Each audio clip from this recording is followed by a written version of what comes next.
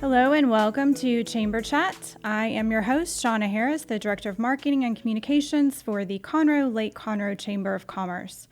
The Conroe Chamber is a nonprofit 501c6 organization and is designated as a 5-star accredited chamber by the U.S. Chamber of Commerce.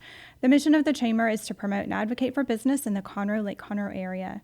Chamber Chat is our monthly platform to share upcoming chamber events, learn more about our members, and learn from our members as they share their expertise with the community. The chamber is located near downtown Conroe, and you can find us online at conroe.org and, of course, all social media outlets. Get ready because we have a great show planned for you today, and we will be right back with our first guest. Listen in Mondays at noon to hear Conroe news from local nonprofits, businesses, upcoming events, Conroe Park events, news stories, and information that matters to you with your host, Margie Taylor of Taylorized PR. For more information about being a guest, visit irlonestar.com/Conroe Culture. Thank you for joining us on Chamber Chat. I am Shawna Harris with the Conroe Lake Conroe Chamber of Commerce, and I'm here with our president, Mr. Scott Harper, and we are speaking with Jaclyn Franks. Did I pronounce it correctly this time? Okay, sorry. With Valuation, Fraud, and Forensics. And why don't you tell us a little bit more about yourself and how you got into the business and your background? Sure. So when I was in high school and before, I wanted to go into the medical field. I was going to be a doctor. My parents were doctors, are doctors, and I was doing all the things that you needed to do to go to medical school and, making straight A's, all that fun stuff.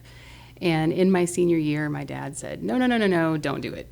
You're going to hate it. By the time you get into private practice, insurance companies will control more than they already do, everything that we do. And back then, they were already dictating how many procedures could be done in a year for a group like he was in. So I actually listened to parental advice that time and decided that I would instead go into the business side of medical, which kind of proved to end up the same way, but that's okay. Fast forward several years, and the same thing was happening. We were fighting with insurance companies all day long. The doctors decided with the practice that they wanted to retire, and they sold the company. We went our separate ways. And I had, during the course of working and running those businesses, met an expert who does what I do now. And I called her and I said, hey, can I come and do an internship with you to see if I like this? And she said, absolutely. We just lost somebody, actually. You can come in and replace them. And that was in 2008, so I've stuck with it. I was just going to ask, what was it that she was doing when you were at that practice where you had an interaction? She was investigating a case, I guess? One of the doctors was going through a divorce. Oh, and okay. When that happens in divorce, you have to put a value on businesses Sure. that the parties own and all that. So just from your involvement in that got you interested in... Right. I had to do kind of what I do now, but the other side of it, I had Sure. to pull all the documents, provide all the financial statements, all the bank statements, and just to see what her final product was, what the information I gave her was really interesting to me. Yeah. Okay. And it proved to be very interesting. While I worked with her for 5 years, and then I went on to a couple of other CPA firms and grew their practices, and then finally went out on my own a few years ago. And it's the kind of the puzzle is fun, to put all the pieces together. Yeah. How do you put the pieces together? It seems like nowadays with technology, you would think technology would be your friend. And then, as you were saying, going through, people that go through the divorce have to put a valuation on things, and a lot of people maybe not keep the best of records. How do you put those pieces together? Is there defaults you go to if there are missing links, or how does that process work? It depends on the case. Every one of them is different. Every business is run differently. Every case that we take on has different requirements and, of course, different levels of documents.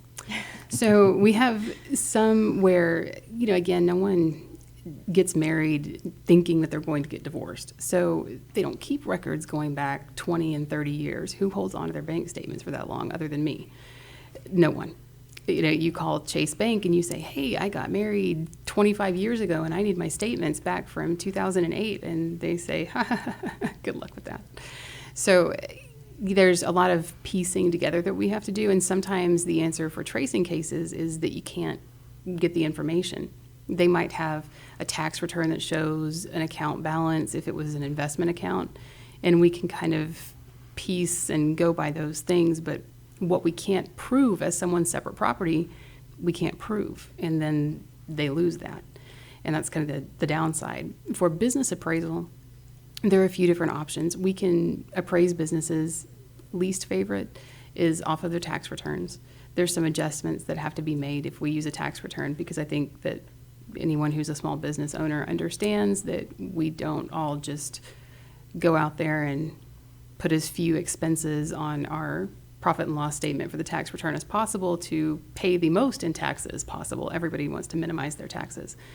So they a lot of times have expenses on there that could be added back because they're maybe an owner discretionary expense. You know, it's the owner's fuel. It's not used really for going and seeing clients every day and things like that. They're not dividing every penny of their fuel out between business and personal. So we make those kinds of adjustments. Then worst case scenario, if we don't have financial statements, is we can piece things together from the bank statements. We can't really get a very good idea of a balance sheet because that has to accumulate over time. And we're not always going to see what they purchased in assets and things from a bank statement, especially if they had some sort of financing or they had assets that they contributed when they formed the company. Those things won't be on bank statements. Unless we have loan statements, then great. But again, maybe not. What's the shelf life on some of that typically? If you see things drop off after 10 years or 15 years, or where do you see that drop off? When a customer calls a bank and asks for bank statements, it's usually 7 years back that they can go. If an attorney subpoenas the banks, they can usually go back further than that. Because they don't want to do the work. Yeah. Well, it also goes to their corporate headquarters in, Oklahoma or wherever, right, depending on the bank. And they can sometimes pull from their archives a few more years. I've never seen anybody be able to go back more than maybe 10 or 12 years. Mm-hmm. That's about as far as you can go. Well, walk us through any trends that you're seeing, maybe post-COVID when it comes to businesses and what they're having to do, or, from the mental health side of things, there's a lot of divorces going on as well because spouses spent a little bit too much time together. We're also seeing a spike on the other end. There's a lot of babies being born at the hospital during this time. So, but in your business, what are you seeing trend-wise that might have been different pre-2020? So with different areas that we perform work in, they have a cycle anyway, depending on who's in office at the time, what the tax policies and things are that are going to be rolled out. So at the end of last year, because of Biden's tax proposed bill that he had coming out, it was going to put a bunch of restrictions on what can be used as a discount for business appraisal, for gifting and transfer purposes, and just business appraisal in general when it's for a tax reason. So when that happened, especially on the gifting and estate transfer side, there was this rush of people that, in their attorney's offices, we need to do this right now because we don't want to lose our gift tax deductions and things like that. So at the end of last year, there was a whole bunch of business appraisals of family limited partnerships and those gifting instruments and entities that a lot of times attorneys put together for their clients. On the divorce side of things, we had kind of a backwards year, really, this year and last year too. I think that a lot of things were delayed with the courts because courts shut down. They had to have that period of time where, okay, how are we going to transition from everything in person to doing Zoom when we can? Now we're kind of at a hybrid where, okay, we're doing some things on Zoom if they're quick hearings or if someone requests it. And then some things that are in person are only in person, but experts or somebody else can say, hey, I really don't want to come because of COVID. So then the courts will usually say, okay, you can appear on Zoom and everybody else is in person as long as they don't have a problem with it. Cool. Talk for those that will be listening to our show about in the small business kind of area. What made you take that leap of faith to go into and start your own practice? Because as you talked about, you had a transition you worked through, and you went through some larger firms and sharpened your sword, if you will. And then what gave you that motivation to make that jump? So I actually went through a divorce back in 2010 or 11, and I was a single parent for 10 or 11 years. And my ex-husband doesn't live in this area. He moved. And so it was really just me with my kids. And I had started out driving to downtown from Galveston County, and then that drive got longer and longer, even at 5 o'clock in the morning. And so I called a headhunter and I said, okay, I really need to look for something that is closer to where I can live and work at the same time. And they found a CPA firm in the Woodlands that was looking to start their litigation and valuation department, which is what I do. So they hired me and I moved up here. And that was back in 2015. And I like the area, and so I've stayed, and my kids are in school here now, and it was a good decision because everything was right here. Yeah. Well, then that CPA firm decided to merge with a medium-sized CPA firm. That one was a smaller one, so I merged with a larger one, and then I had to rebrand again and market all over again. Well, here's the new company name, and okay. Then they merged with a much bigger CPA firm at the end of 2018. And at that point, I said, okay, I have now started 4 different departments for 4 different companies, and I think I might as well just go start my own. So that's what I did. Trials and tribulations in doing that on your own, obstacles you were able to overcome to get you to where you are now that you could tell people about. I had an attorney that I talked to. I worked with him for a long time. And I was talking to him about, do I go out on my own? Do I not? The whole nail biting thing. And he said, you need to do it. He said, it will be the greatest thing you've ever done and most fulfilling. He said, but you will lose the most sleep over it. And you just have to accept it. He said, there will be days where you can't sleep. You're worrying about how you're going to pay bills. But then most of it will end up being worth it if you just run it the right way. And he was right. Yeah. There are days where it's just, especially during COVID, it was just weird. Yeah. We still ran just like normal and things like that, but you were stretching out when payments were coming in, because even though your client still had their litigation case going on, they didn't necessarily have income coming in, depending on restaurant clients, bar and restaurants. None of those things really had income. And so what do? Do you tell them, you have to keep paying your divorce? And I'm too soft-hearted for that. So kind of stretch things out that way. But for the most part, I haven't had too many lost sleep days, and it's been pretty rewarding and fulfilling, and to watch the practice grow and hire employees. And now my daughter has decided that she would like to do what I do and take over for me. I think she thinks I'm a lot older than I am, and will be retiring any day now. So I like the way she thinks. Maybe I need to meet. Yeah. She'll be putting me in a nursing home in 2 or 3 years if she has anything to do with it. Yeah, make sure you're keeping an eye on what law she's studying, right? Exactly. So, how big is your firm now, and how you said and hiring employees, and what do you think these next couple of years look like for you and your business? Yeah, so we have 5 or 6 people depending on caseload. Some I hire case by case, and then some are there full time. And I took advantage of COVID in that I was able to find really talented people, not just in this area, but Tennessee, San Antonio. So I have some that on the case by case basis are working from their homes, out of state. And that's been a really neat experience to be able to collaborate like that and bring people on that have different backgrounds, and maybe they didn't go to school at UT or A&M or our schools here, and they just have a different experience with their industries in their cities and states. But it's been interesting to be able to bring just a different group of talent that you couldn't have really before all the remote technology that we had before. Yeah. How about your transition personally from being a business owner to being the CEO, the chief everything officer in your business, and then having to pull out and being an administrator versus maybe an investigator? How does that? Have you been able to balance that, or how? How are you working that process? Luckily, I've been able to balance it pretty well with my prior experience. Mm-hmm. When I was running medical companies, there were days where I was taking out the trash, I was, scrubbing the floor, whatever. I had to take over at the front desk because we had people out. So it really hasn't been different from that standpoint. And that's one of the things I encourage is, I don't care what your position is. We're all here for one purpose, and it's to work and serve our customers. So make sure that that's the attitude you come to work with. Mm-hmm. How do you market yourself? Because to me, it's kind of a niche, and you only need it when you need it. It's not something that you just always think about. But how do you market? You join the chamber, you become involved in the chamber. What are other ways people find you and get to know who you are and learn about what you do and the offerings that you can bring to them?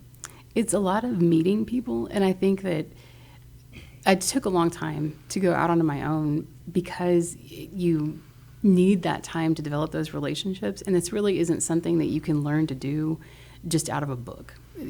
Going and testifying, that's a whole different set of skills in and of itself, and you really do a better job and write better reports if you have studied under someone who does that and has been doing it. And I was very fortunate to start off that way. My prior employer, very first one, was someone who'd been here forever. Mm-hmm. I mean, she started in this industry and in Houston back before women really were in any kind of accounting, and especially not any sort of forensic and testifying role. So it was a really neat experience to work for her, and I'm very grateful for that. So going now, and doing it on my own is definitely exciting some days and not other days. Yeah. What's the biggest case? Obviously names and can be changed to protect the innocent, but what's something that your pinnacle case that you were able to find that missing piece of information and it was like a favorite? Yeah, like that testimonial thing that you like, this is what I want on, and on my plaque under my door. Because I mean, there's got to be some of those that just either affirm that you made the right decision on going out your own, or something that you cracked the case for a large firm that you say, hey, I found that information we guys have been looking for. Do you have those aha moments? There's so many of them, you can't pick one. There are pieces of every case that you are either really disappointed in, not necessarily because we made any mistakes, but just because you could do the best job, you could be 100% right, but that doesn't mean that you're going to get to trial and put that on. It may settle in mediation, and a lot of times what happens is your side may be the right one, maybe the honest one, maybe, whatever, the one that was wronged, but in mediation, you're dealing with emotion. And you have people's feelings at stake. And if they feel pressure, they feel stress and anxiety from the other party, they sometimes make a decision where, you're sitting there going, no, don't do it. And their attorney, no, don't do it. But, at the end of the day, you have to support what they decide to do. So there are cases that I can think right off the top of my head, I wish that would have gone differently. I wish they would have just held on, 2 or 3 more days, because you're looking at it from a less emotional standpoint. Right. You're on the outside, 50-foot view looking in, and you don't see why they should make the decision they did, lose on the value that they lost on, whatever. But there have been some where, it's just really nice to work with the people. I've worked with some basketball players, parents of, singers and things like that, where they're a very different person than you would expect them to be. Yeah. And it's been actually a very pleasant experience working with all those kind of high profile people that I've worked with. And then there's the average Joes like us that you work with, and you're just like, that is a really cool person. Yeah. And you just walk away thinking, I am glad I worked with that person. That's cool. So it sounds like you have a personal connection. Are you hired mostly by the individual, the end user for your research, or attorneys? Is that who usually hires you? Typically the client themselves or the business that they work for will hire me. Okay. And they come referred by the attorney most of the time. Because again, like you said, what do I do? Send out magnets to everybody so they can hang on their fridge and, ever need a divorce, call me. That doesn't work. Yeah. So the attorneys are really the ones that we build the relationships with, so that when they have a client that comes in that needs the expert testimony work, or an appraisal for estate purposes, or a fraud examination, if there's some sort of theft, then that's who they would call. That's cool. Well, we're getting close to our time for this segment. Is there anything else you would like to elaborate on about your business that you want people to know about what you do and who you are? The easiest way to think of it is just that it's questions of value. You know, that's when you would want to ask your attorney, do I need a business appraisal? Are you trying to sell, merge, acquire? Are you going through a divorce? Do you want to gift, transfer, retire, anything like that? That's really when you'd want to ask and talk to an expert. Well, thank you so much for all of the information and for being here. If anyone wants more information, your website is valffllc.com. Yes, I went through the alphabet when I was making that website, and I wanted to pick the letters that were most difficult to discern over the phone, and that's what I did. Well, yeah, I think that was successful. I feel like it was. Well, thank you so much, and we will be right back.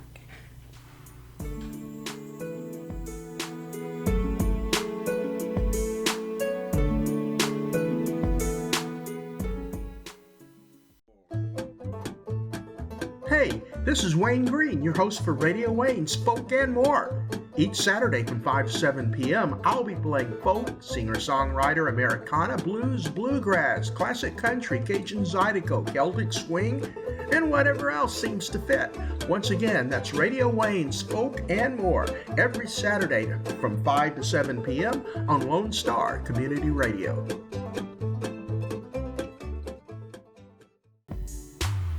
Welcome back to Chamber Chat. I am your host, Shawna Harris, with the Conroe Lake Conroe Chamber of Commerce, here with the president of the chamber, Scott Harper, and we are interviewing our guest, Bill Torgan, with Conroe Life Changes. Thanks for being here, Bill, and if you don't mind, maybe telling us a little bit more about yourself and how you got started with Conroe Life Changes and what your background is. Thank you for having me. I got started, I was interested in hypnosis to begin with, probably back in the late 70s. I was a lieutenant in the police department up north, and we sent a detective to learn forensic hypnosis to help witnesses with their memory and things like that. So that first got my interest. Then after I retired, I needed to work, and I decided to get trained in hypnosis and open practice. I don't think I've ever heard the term forensic hypnosis. Well, forensic hypnosis is designed to, you have to have special training in it, and the reason for that is because if you're helping someone with memory, it's very easy to instill or install a false memory. Mm-hmm. It's the same technique you use with an investigator as asking questions and says, was it a tall person? You know, you're automatically giving them the suggestion that the person was tall, and so they'll say yes, even if that wasn't the case. Mm-hmm. So you're trying to elicit information from them forensically. You really want the information to come from them and not to come from you subconsciously. Yeah. Well, when you obviously, thanks for your service as an Air Force and Army veteran. Was there anything that during that time that steered you to maybe look into having your own practice and helping other people, and then maybe the hypnosis, you talked about that through when you were a police officer, but there's anything during that time that you said, I'm going to do something to help others, or did this come after later? No, I've always enjoyed helping others. I've been involved with the community for a long time. In fact, for several years, I've been involved with the theater, local theater. I've acted and directed in plays here at the Conroe, at the Crichton Theater, and also at the Owen Theater. Okay. And I've always enjoyed helping people. That's one of the reasons why I was a police officer. I really thoroughly enjoy when I have a client who's having difficulty it's almost like an aha moment when that session is over, and it's like the smile on their face. It's like, wow, they can't believe how much better they feel. Mm-hmm. So it's amazing. A lot of people think that hypnosis is all they know about is what they see in the paper, mm-hmm. or they see on a stage show or a movie or a television show. And they'll see someone up on stage clucking like a chicken or barking like a dog. But hypnosis is really it's like a guided meditation. But it's very powerful because it's the people who do the best in it are the people that can relax into the process and use their imagination. It's all about the client. All hypnosis is self-hypnosis. I am just a guide. What kind of training goes into that? When you said you had to go do training, what kind of training is that? And you talk about having a holistic approach. How does mm-hmm. that work going through that certification process? Well, the certification process for me was I started taking my training through a college in California. Most of it was online, but the hands-on parts of it I couldn't really do because I had a cat that was ill at the time, and I couldn't leave it. Mm-hmm. And so the school really wasn't going to really work with me on that. And so I transferred schools, and I found one in Houston, which was the Path Foundation. And that was about a year-long course, but they gave me a lot of credit for what I had already done. So I went through the Path Foundation, and then I got certified with them and with the National Guild of Hypnotists, which is located actually in Massachusetts. And I opened my practice in August of 2015 here in Conroe. I've been in the same office since then. Mm-hmm. And it's been a while just building a reputation. And mm-hmm. I enjoy a 5-star rating and reviews. All my reviews are good. And so I've been growing. Right. And you talk about the different things, the different areas that you kind of focus on: the quit smoking, losing weight, overcoming fear, change behavior, breaking some other habits. What are some of the things that you're seeing? Is there any new trends post-COVID that have spiked versus what you might have seen prior to 2020? Well, I see a little bit more anxiety, mm-hmm. A little more depression. People are, they were tired of being cooped up, and then now that they're a bit freer, they don't have the money that they had, and so there's some anxiety there. But I've seen people for things like improving their golf game. Hey, Dick, did you hear that? He just started shot of 109 after not playing golf for 15 years. Just, dusted off the clubs and went out and see, there's hope, buddy.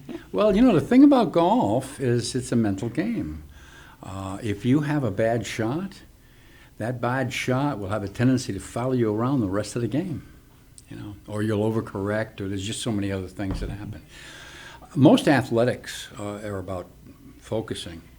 One of the warmest things that happened to me was I saw a young man who his parents brought him in. He was having a lot of difficulty in school. And so I hadn't seen him in a long time. And all of a sudden, I went into a location where he was working. And he comes up to me, gives me a big old hug, and he says, "Boy, you don't know what you did for me." Oh.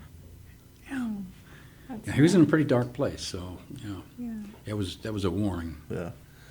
And too, when you talk about depression things, I mean, one of the things that people don't talk about enough, and it continues to be on the rise, is mental illness. Mm-hmm. And so that's something that if you're able to have a positive impact on that, that's huge. Especially in the teen years. Mm-hmm. A lot of parents don't realize the pressure that the teens are under. Mm-hmm. And they're under a lot of pressure, and there's a lot of actions that they take. They just don't even realize the ramifications, long-time solutions for short-term problems is not the answer. Right, absolutely. Well, what are you went through some rebranding, renaming of your business? I did. Okay, talk us through that, because I think sometimes, our audience in the small business world, they there might be contemplating that as well. So Yeah. kind of walk us through that and why you made that change. My company's name actually is Conroe Hypnosis Group LLC, and I had a DBA of Conroe Hypnosis, which made sense to me. And I was in a networking group, BNI networking group, and in the chapter was a Dr. Hewlett. You know him, right? Kayla Hewlett, yeah. Kayla Hewlett. And wonderful guy. And he said, you know what? He says, and of course I was just starting out. He says, certain areas have a wrong connotation, like chiropractic and hypnosis. Because when you see the term hypnosis, you think nothing but, stage shows. And I said, I want people to find me not because they're looking for hypnosis, but they're looking for a solution to a problem. Mm-hmm. And so he actually is the one that told me I should think about changing the name. And so I changed it to Conroe Life Changes. And I changed my tagline from helping everyday people with everyday problems to hypnosis for success. And that's been what it's been since 2016. Okay. So you said you started your business in 2015, so that was a fairly quick change. Yeah. Yeah. Yeah, I had just started. But, just changing the name, just a DBA, mm-hmm. It is a pain. So I'm not going to change it again. That's good. Does insurance and those type of options, do they cover hypnosis? I know there's certain elements out there of self-help that they do and some they don't. Well, on a personal side, I have business insurance, and I have that through a company that's associated with the National Guild, okay? Mm-hmm. But when people come in for hypnosis, most insurance carriers will not cover hypnosis services. Mm-hmm. And so most people are saying, well, now it's going to be out of pocket. Now, I will take HSA, which is health savings accounts. They process the same as a credit card, and I take all major credit cards. Mm-hmm. My first session is a long session.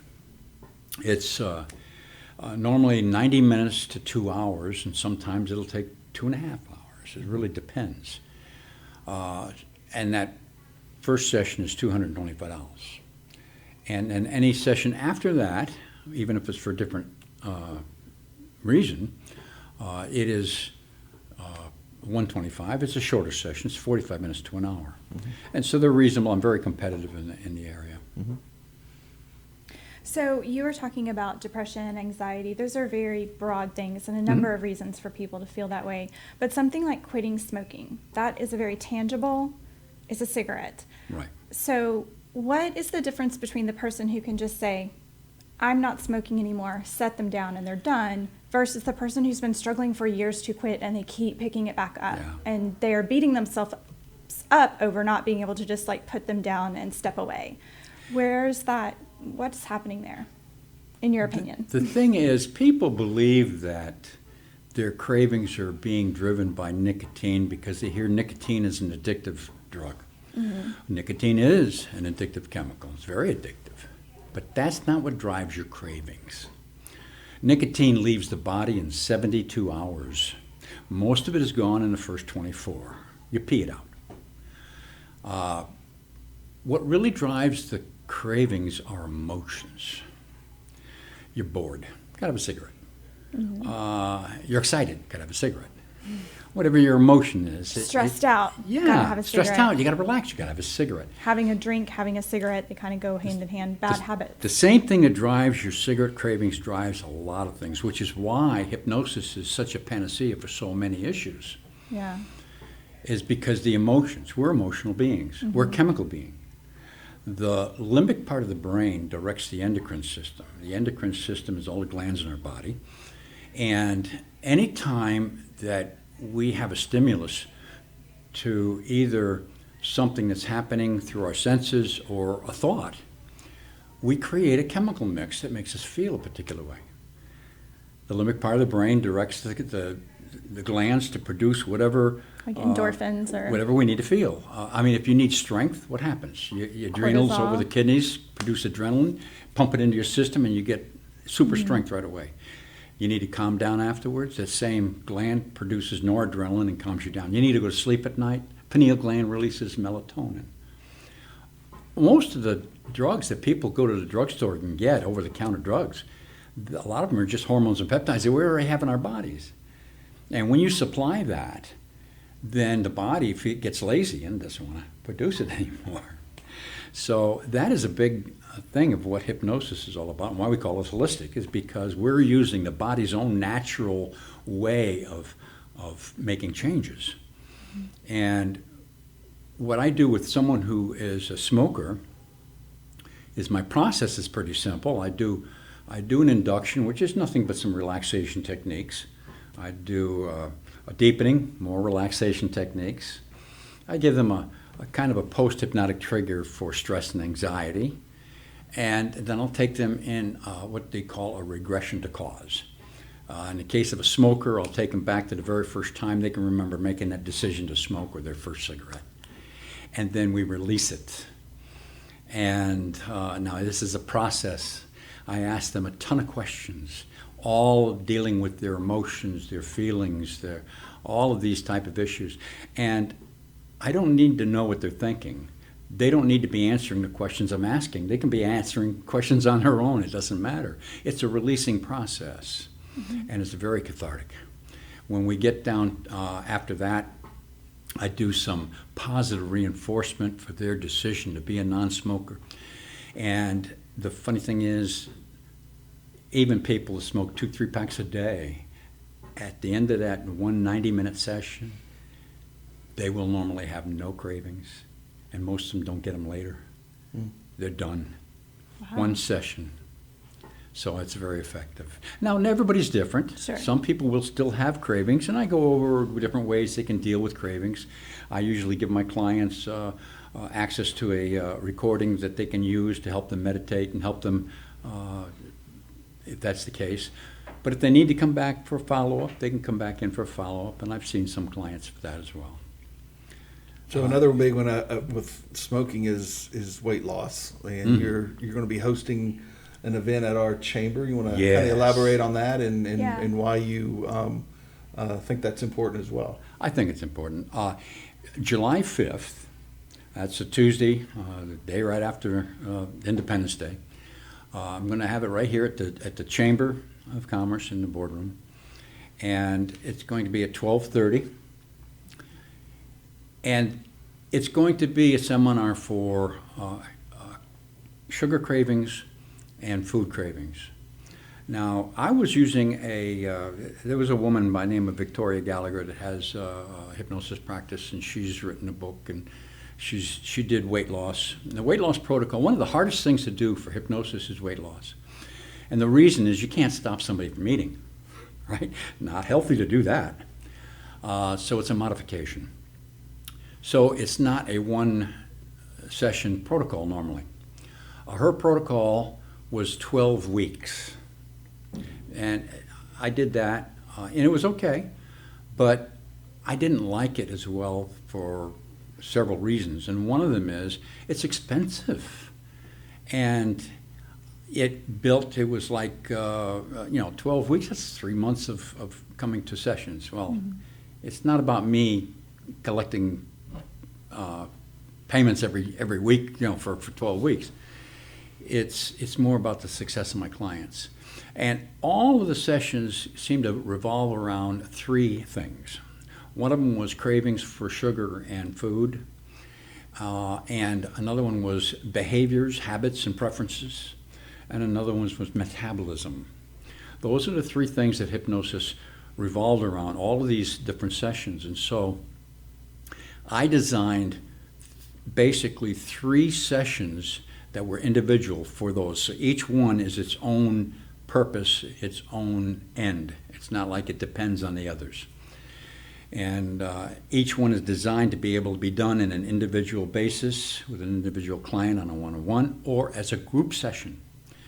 And so I'm going to be launching this July 5th, And the session's designed, my first session's designed to be between 6 and 20 people.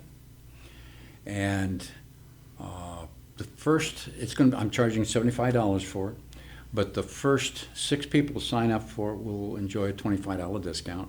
Nice.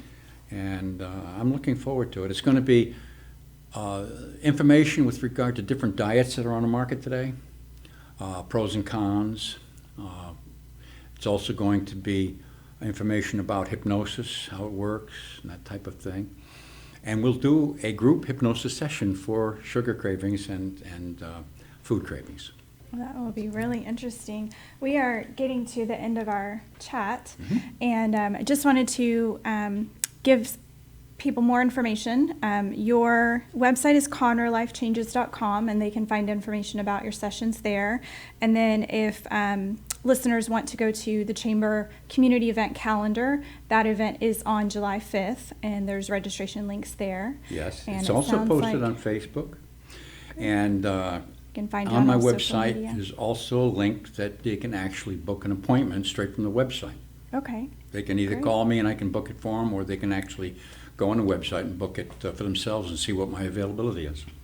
That's great. Well, thank you so much for being here. It was I have very sessions on informative. Saturdays also.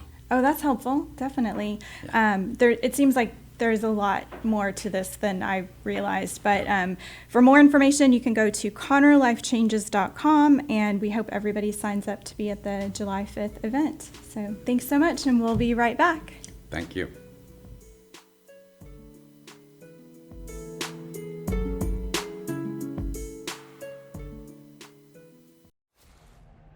Hey, tune in to the Bridge Podcast TX Tuesdays at 11 a.m., where we are connecting commerce with community, interviewing business owners and leaders in the community, allowing the audience to peek behind the curtain of what inspires, motivates, drives these individuals to have meaningful, positive impact in this community. For more information about the show, log into irlonestar.com/TBPTX.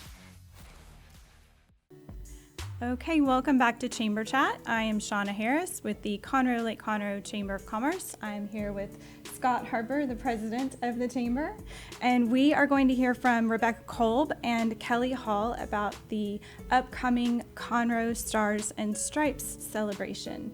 So if you wouldn't mind maybe introducing yourself a little further and what you do, and then we can talk about the fun event. Alrighty, I'll go first. I'm Rebecca, and I work for Visit Conroe. I am the tourism coordinator for Visit Conroe, and I'm sure a bunch of your members probably remember that we used to be over in the Chamber building. Sadly, we had to move, but we're over here at City Hall right now, working here on the 5th floor, and we are about to start doing some construction on the 1st floor for a new visitor center, so we're excited. Nice. I'm Kelly Hall, and I work for the Parks and Rec Department, and I'm the program coordinator, and I mainly work with special events. Okay. So special event is what we have.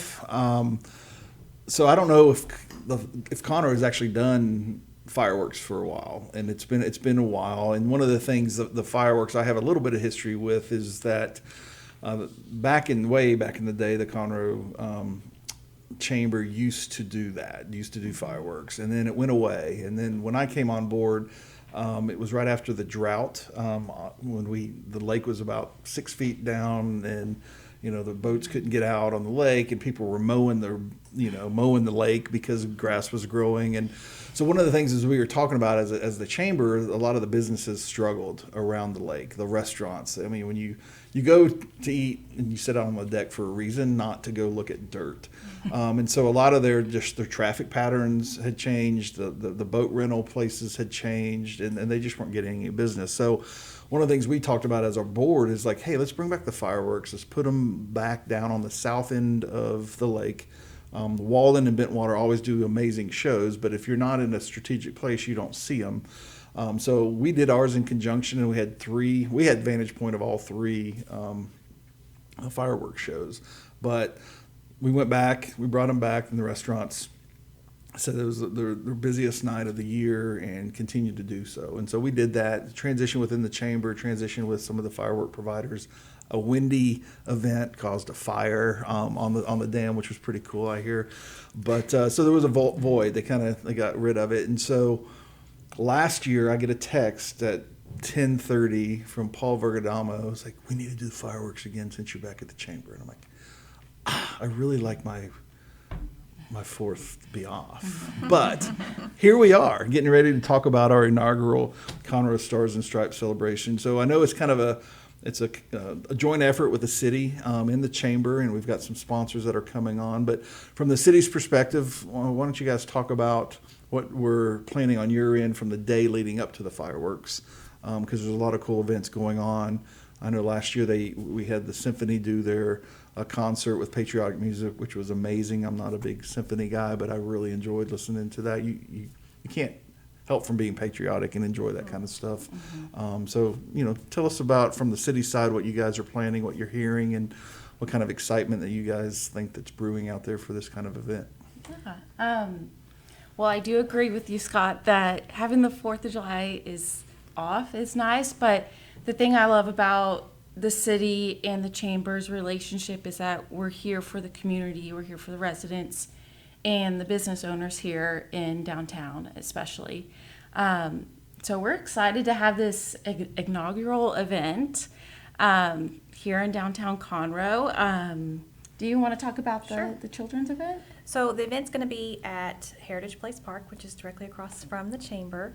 So we'll start the day around 4 o'clock with balloon artists and face painting, and we'll have some characters. We'll have Captain America and Wonder Woman and Uncle Sam, so the kids can, get in the spirit of the event. And we'll have a market for the families to shop. We'll have food trucks, some inflatables, so things to keep the kids a little bit busy and start the day and get out there as a family and hang out and spend some time. And then around 7, we're gonna move into So we'll have the performers around 7 o'clock that evening. It's gonna start with the Woodland Show Chorus, and they're gonna put on a really cool show. We've kind of heard about little snippets of it. And then that's going to be followed by the Choral Society and the Symphony. They will be performing together. And then the final will be the Conroe Symphony Orchestra. They'll be performing their patriotic concert in the park. Yeah. That'll be cool. And then it's going to, then we'll put the icing on top of a great day, depending on the lighting. But, we're expecting the fireworks to start around 9:30. We're very blessed to have Wood Forest National Bank be our title sponsor. We also have the Friends of Conroe, Consolidated Communications, Primrose School of Conroe, and Crown Cork and Seal are right now our sponsors, and we are inviting the community, if anybody would like to help us do that and sponsor this show. You literally get to see your money go up in smoke. It's one of the best marketing ploys you could ever have. In a fun way. But, a great day for the families, and I think that's one of the things, too. I was joking about, having my day off, but being able to come in and having something for the whole family to enjoy, and then ending it with a great fireworks show. We appreciate the conjunction with the city, making all the parts move. If people are interested and they do donate toward the fireworks, there is a VIP viewing party, and that will be held on what I'm calling the Wood Forest Terrace, which is the top of their parking lot of their new building, and that'll be one of the best vantage points for everyone to see. But I think strategically, the fireworks will be shot off from a secure location, but be visible from both sides of 45, and so people could park in the Target parking lot, Home Depot parking lot, and have a great viewing point if they need to watch it from over there. So a lot of great things, and we're hoping this will just continue to be an annual event. And I think as a committee, which all of us serve on, is that we're really focused on trying to stay off of the 4th of July and do it the Saturday prior to 4th of July. So we have a couple years before the 4th falls on a Saturday to figure out what we're actually going to do. But I think it's going to be a great event for the community. I think also to our downtown vendors to be able to offer some things on the weekend that they might not necessarily be open for. So anything else we need to discuss? What are we missing? Wear sunscreen, wear a hat.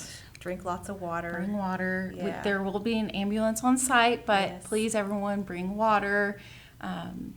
Be hydrated. And this is a free event for the community. Yes. So unless you want to sponsor and then watch your money go up in flames. That's right. And if you want Yes. to buy something from the food trucks. Oh, absolutely. Right. Just free to attend. So But always bring definitely money, but the fun's patronize free. the food trucks and all of those things and Yeah. Yes, food trucks and drinks will be available for purchase. at the park. Yeah.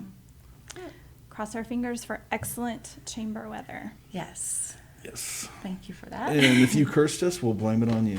No, the chamber always brings amazing weather. We do. We do. Well, again, this event's going to be Saturday, July 2nd. And so the kids' activities starting around 4 o'clock and everything being held at Heritage Park, followed by performances by some local, the symphony, and what was the choral? It's the Woodland Show Chorus in the Montgomery County Choral Society. And they're performing. That's going to be awesome because just the symphony did it by themselves, and that was amazing. Yes. So to add Yeah. the choral side to it as well, and then with weather and visibility and darkness, fireworks will start about at 9:20. So it's going to be a great evening, and we hope everyone can come out and join us. We appreciate our presenting sponsor, Woodforest National Bank, for helping us support this endeavor, and they do so much for the community as well. So with that, that's all we need to talk about. Thanks, Shawna. Well, thank you, Kelly and Rebecca, for being here to share it with us. And if anyone needs additional information, this event is on the chamber calendar. You can just navigate to chamber calendar, go under events on July 2nd, and everything is there for more information. But we appreciate you sharing it, and we will be right back.